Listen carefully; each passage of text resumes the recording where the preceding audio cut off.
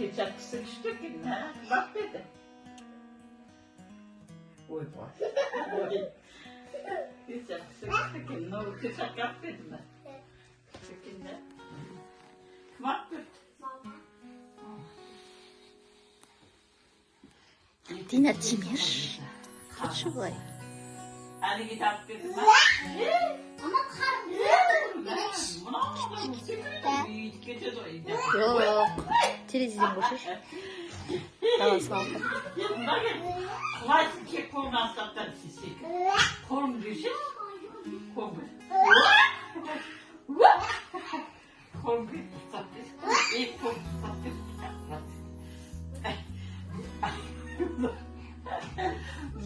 Min ısladı bir korm.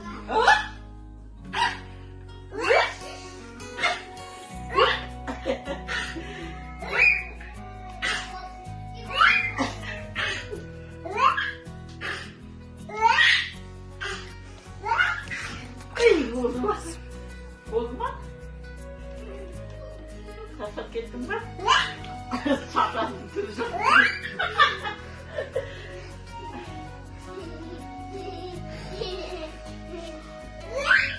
Ben soğuk olasın haber yaparım. Aman ben soğuk. İyi. Oy bak. Yetkilik. Yetkilik. Oy bak. Oy bak.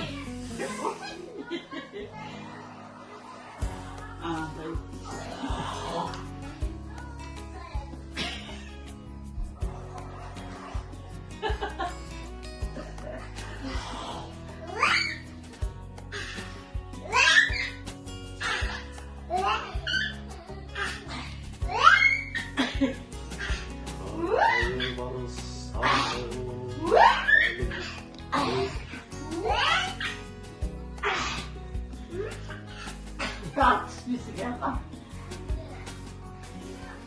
Sürük açıp kaldı. Sür.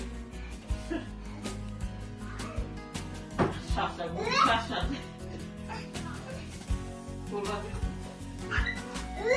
Hey, sen var. Hadi düş hadi. Düşme. Vah.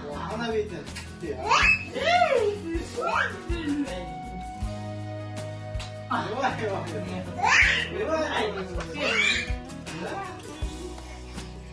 Şaşak kadının ne koş?